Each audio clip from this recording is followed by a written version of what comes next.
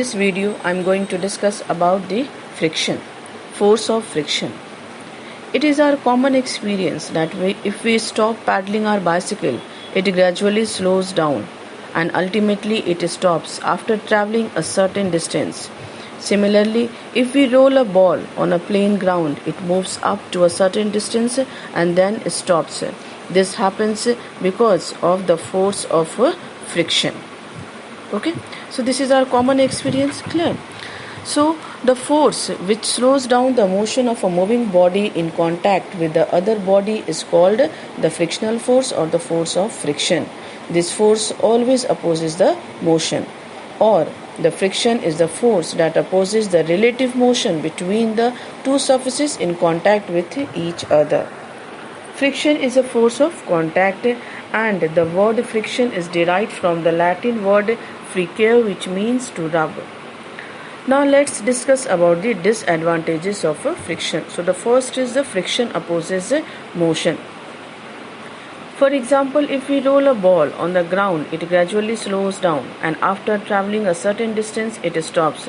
The reason is that the force of friction between the ball and the ground opposes the motion of the ball and brings it to rest. Another example, if we stop paddling a bicycle, it slows down and after traveling a certain distance, it stops because of the force of friction between the bicycle tires and the road. To start the bicycle, we have to exert the force on the paddle greater than the force of friction between the tires and the road. Second disadvantage of the friction is that the friction always acts in a direction opposite to the direction of motion. If we move the box to the right, the friction acts towards the left, and if we move the box to the left, the friction acts towards the right.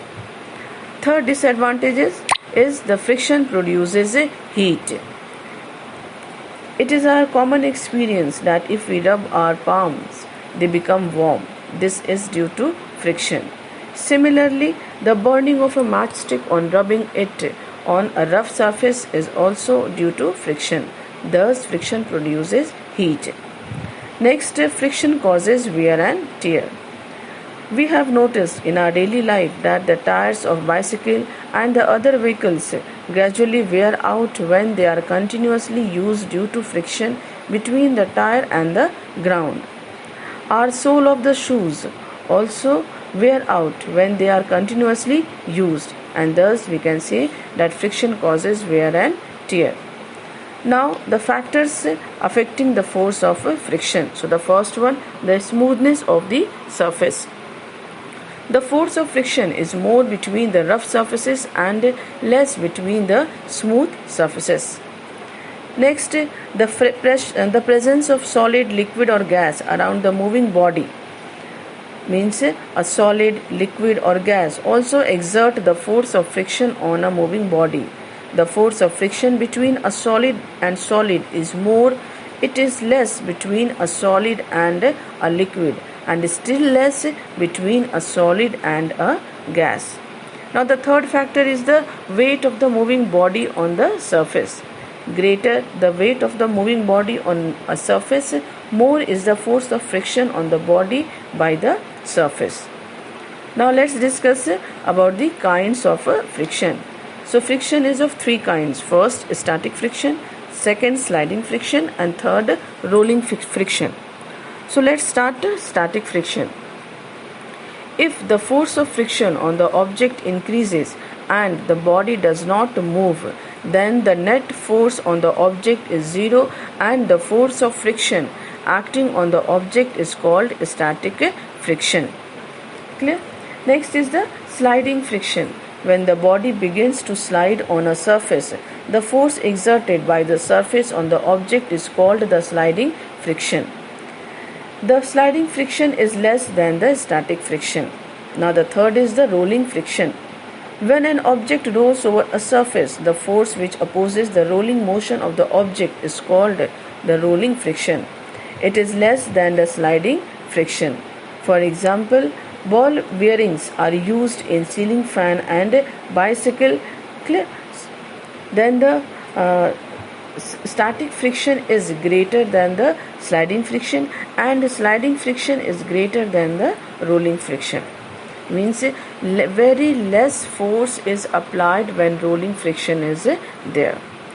Next topic is to reduce the friction. So ways of reducing the friction. So the first way, by making the surface smooth. Surfaces are made smooth by polishing them. This is also achieved by rubbing the surfaces with the sandpaper. Roads are cemented to make them smooth. Second is by using the lubricants. Friction in machine is reduced by lubrication. Oil and grease are the commonly used lubricants. Oil and grease is applied between the moving parts of the machine. This fills the fine pores and thus reduces friction. Sometimes we use solid lubricants in the form of powder. We spread fine powder on the carom board to reduce friction between the coins and the board. Now the third way is by using the ball bearings. Rolling friction is much less than the sliding friction. This we have discussed earlier also. Therefore, in place of wheels and axle, we use ball bearings to reduce friction. Fourth is by streamlining. Gases offer less friction than the liquids, while liquids offers less friction than the solids. This we have discussed earlier also. The friction experienced by a body moving in a liquid or a gas can be reduced by giving a special shape to the body. For this, the front portion of the body is made sharp or pointed, and this process of giving shape with pointed ends is called streamlining. For example, if two arrows, one with a pointed or sharp tip and the other with a flat or blunt tip, are thrown into air, we find that the arrow with the sharp tip covers a larger distance in air than the arrow with a blunt tip. The reason is that the sharp arrow experiences less friction in air than the blunt arrow. Then the shape of a boat, aeroplane, is also designed to be streamlined. In nature, the shape of fish and bird is streamlined so that they can easily move in water or air. Next, advantages of friction. So we have discussed about the disadvantages, but friction is what? Profitable also. Clear? So it is often thought that friction is a nuisance and that it should be reduced to a minimum. However, a frictionless world would not at all be convenient. Most of our daily activities of life depend on the existence of friction. Like if friction were absent, we would not be able to walk on road. Next, when the road becomes wet after rain, friction is reduced and hence the road becomes slippery. Next, we slip on icy roads or polished smooth surfaces because of the less friction. Clear? The wheels of the vehicles would fail to rotate without moving ahead if there is no friction between the wheels and the ground. Friction helps in supporting a ladder inclined to a wall. Without friction, the objects would slide off the table unless it is perfectly horizontal.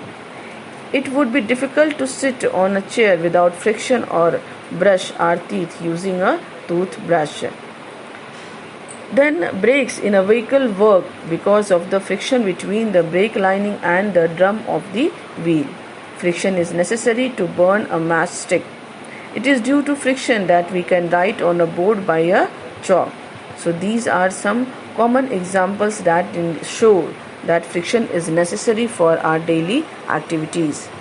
Now, ways of increasing friction. We have seen that friction is necessary to some extent. So friction can be increased by the following ways. First, by making the surfaces rough. The rough surfaces have a better grip on each other. So sometimes sand is sprinkled on the surface to make them rough. Second, by using a dry surfaces. Dry surfaces have more friction while the wet surfaces have less friction. So surfaces are dried. By increasing the weight of the moving body, the friction increases, which develops a better grip between the body and the surface on which the body moves.